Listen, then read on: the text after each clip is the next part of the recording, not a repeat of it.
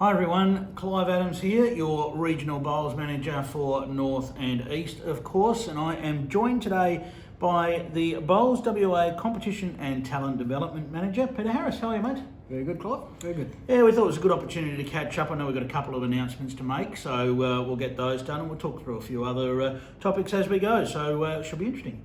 Yep, go for it. All right, let's talk high performance. Now we know that there was a structure change, so give us a bit of a rundown of what's happening in that area at the moment.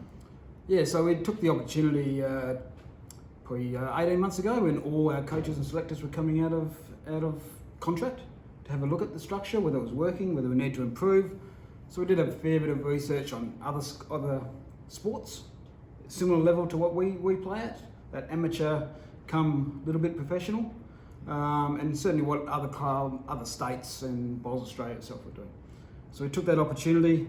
We thought we needed to incorporate more development, more feedback, more communication, fine-tune it so all the groups were working together. We didn't think, we thought the open team wasn't working in parallel with the under-18s and the academy, and so we just wanted them all to work together. So we took that opportunity to do that. And we've come up with what we think is a good system at the moment, not perfect, and we'll change it, we'll modify, we'll get feedback from players, we'll get feedback from coaches, selectors, and see where we go from there. All right, now we had, obviously Ross Dempsey, people will know, was in the role as, I guess, the chair of the high performance structure. He's unfortunately had to relinquish those duties. And we've got an announcement to make as to who's taking in that role. We certainly do, and the chair is obviously a really important person. We wanted to have somebody across all squads so they knew what was going on and they could take feedback between the four different squads that we have, the Academy, Under-18s, Over-60s and Open Team. And so that person had to be obviously high integrity, someone who knows the game very well, and it's very pleasing to announce that Kerry Anderson has agreed to take on that responsibility. There will be a little bit of over 60s where she will sit back because she wants to play in the over 60s. So the open selectors will take her role in helping the two over 60 selectors that we have. They'll give advice and Kerry won't have any involvement in that selection. But a really good acquisition to the team. Comes with a lot of knowledge, a lot of great background, and she's going to fit in very well. We certainly congratulate Kerry and we send our regards out to Ross and family and so forth, and I'm sure Ross is still going to be a friendly face around many of the clubs. Certainly, Ross is what he put into it already was very, very useful, and family comes first, and he needs to look after those things, and we hope to see him back out there and competing and maybe involved again in the future. Now, some of the key dates ahead for the state squad and other involvement. So I suppose the next key date for our open teams is they have a combined development selection day on January the 31st, venue to be announced. We have obviously combined, we have 44 players I think with the men and girls, so we need a few greens to cover. Already had one session? We've had one session at Cambridge, so the 3 greens were used. We thought it went really well as high performance people. Some good feedback from the players, which is what we're asking for, and we'll continue to ask for feedback from the players. So a bit more development. We want them to improve. We're not just there as selecting a team and go away and try our best. We know, and I think the players do know, they need to improve as well. So we need to find ways to improve them as players, improve them on the green and off the green in all aspects of the game. So if we're going to bring home the shields, then they need to step up and do a bit more. And speaking of shields, we're going to see some of the squads interact with one another and play games against one another. So in the past, I suppose, as we know, the over 60s have been more an end of season selection because they've had the October dates where they've played before and the state open squad hasn't. With all the nationals played at the same time in October, so the open teams will be playing in the winter as well. It's an opportunity to bring everybody together. So the over 60s there'll be teams selected to play against the state squads during the year. We're hoping that January the 31st will be one of them. So even if you're not selected in that first team as over 60s, there will be other opportunities. We just have to pick a team and then we'll substitute people in, or the over 60s selectors will bring other people in to have a look at and rotate through a few different combinations and try and pick the best team possible. So a bit of a change from just having one weekend of selection trials or no selection trials to playing against competition and open squad benefits both squads. Very good. Very good. What about someone that's looking at their future and saying, well, eventually I would like to play for the state or has ambitions to? How do they get involved in the academy and so forth? Okay, so the academy has been around for a few years, but we did revamp it. We've reintroduced a few things. Linda Warburton is doing a great job in her squad. She's looking for players all the time. She's gone to country events, and there's some ladies that have come from events that we haven't, or ladies we haven't really seen much in the metropolitan area, and she's seeking those ladies out. She's seeking the boys out. There is no age limit, so it doesn't matter whether you're 18 or whether you're 55, 60. It's all about progress to be in a state squad. So if you're working towards the over 60 state squad, then there are opportunities there as well. So, but the main thing is for people that want to be involved, you can make yourself known to us to say you are interested. Linda's always happy to talk to people about the requirements of the academy. They do train generally once a month, so there is probably more workload than the open squad is doing, training once a month. But the important thing is actually playing events. You can't be really expecting to play state bowls if you're not playing in state events, and that goes for country and metropolitan players. If you're someone who's not playing in state events, you can't really expect to be going to the academy because you need to put your best foot forward. We need to see you in competitions, not just in practice days. Yeah, and it's a good opportunity for those involved in the academy. Some of the state squad members and so forth do get along to those academy sessions as well and help. Yeah, we've had senior players. Yourself has spoken, John Slavich has spoken, Shane Knott, Lee Paletti's been down, and Linda will continue to organise those people to share their experiences, to share what they can bring to improve your game. And when there's opportunities and we need someone to take a spot in an open team, an open squad on training days, then those academy members will get those opportunities as well to step up and play with the open team as well. Let's have a chat about the Metropolitan Pennant competition and a few of the intricate rules and things like that people aren't necessarily familiar with. The cross-gender substitution rule?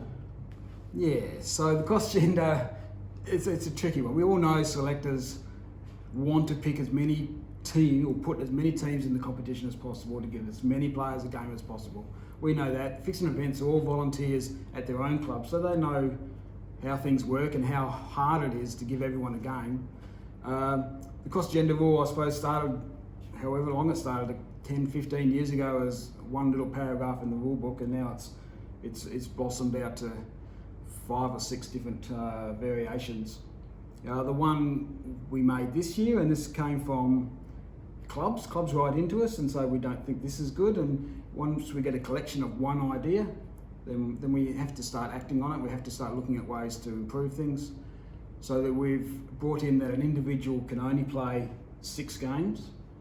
So a man can only play 6 pennant games in a Tuesday pennant competition. Doesn't mean you can't use a cross-gender person every week, but the same individual male can only play 6 particular games, and vice versa with the female to the male competitions. There were some instances last year where the same man played basically every single game. That's not what cross-gender substitution is for. It's supposed to help out when they get short, not put a team in permanently and make them a permanent member. So that's where the cross-gender is at the moment. There are other rules, and I asked the clubs to look at them. I think most clubs are well aware of them. It's just that 1 6 game, and there are a couple of clubs that are close to that person that they're going to have to find a different male to help them out. I think one of the keys there is if any clubs are unsure when they're doing their selection is to get in touch. Yes. Make the call, check it out, and get the ruling before you play the player. It's a lot easier if you ask beforehand rather than us having to come and ask you after. Yeah. We're not policemen, but clubs want clubs to abide by the rules, so we generally get told if a club thinks that a club may not be abiding by those rules. Now the inclement weather rule, now we had a rainy Saturday a couple of weeks ago. We're probably heading into some hotter time of the year as well. So I know it's a tough one to go through quickly, but give us the quick breakdown of So the Inclement, I think everyone understands. Especially in the wet weather or the hot, you've got to wait 60 minutes. It's the basic premise. Once you get to the venue, you have to wait 60 minutes before you can even consider not continuing. And then you've got another half an hour on top of that. If you get to 90 minutes and you still can't start, whether that's wet or heat, then you abandon, because you can't keep people there permanently. There has to be a limit. So that's the 90-minute. Has to be 60 minutes before you can consider. Clubs still have the option in rainy weather, if they think their greens can be damaged. They've got to look after their asset as much as anything else. If they think there's too much rain, and even if it stops, it's still going to damage the green, then they do have that right to say our greens are closed, and so we won't be playing on today. So you can either go home, or we tell you beforehand that don't bother coming. So clubs still have that right, but if they get questioned, if a club queries that, then they may need to justify their answer to us. We'll send out just a polite email just saying, why did you close the greens? And generally clubs are pretty good. So, but even we would encourage, even if you play the 2/3, you've got to play 2/3 of the number of ends to get a game in to make it legal. Even if you play the 2/3 but you don't complete the game, we would ask the umpires to send in the cancellation of play form that has available, just so we know that they didn't actually complete the ends. Yep. So when we get a query, and generally we do, we can have a quick answer. We don't have to come back to you. And we know each of the competitions, the ladies' competition and the men's competition, have slightly different rules around the heat, temperatures and so forth. We won't go into those right now, but we certainly encourage people to check out the conditions of play. Yep. and check out those temperatures. Yeah, and those rules have been formulated. They're not just Bowls WA rules. They've been formulated over years of ladies' forums and men's forums, well, president forums now. They used to be men's forums, now they're president forums, and ladies' forums. And so clubs have had input into these rules for the last 15 years. They're not rules that are suddenly sprung on them. And if clubs want to change those rules, they're not happy, then they're happy to come along to forums and discuss the rules with other clubs. Clubs have the right and the power to get rules changed and get rules added rules or whatever through to forums. We don't make up these rules just because we feel like it. They generally come from clubs and discussed beforehand. Final one in terms of rules that we wanted to cover was the integrity rule. So just it's basically about picking your best team, isn't it? In all competitions, pick your best team. You don't have a problem at all. You can't. The only basic rule is you can't drop good players just to save your lower competition, your lower team. As much as the club wants to maybe do that, when a club gets a competition in trouble, they want to save it for the good of the club.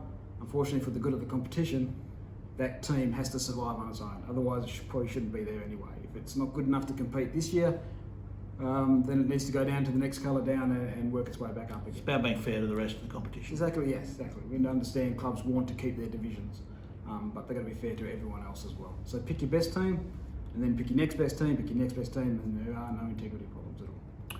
Wanted to touch briefly on your competitions role as well. Bowls WA are always looking for more clubs to express interest in holding events.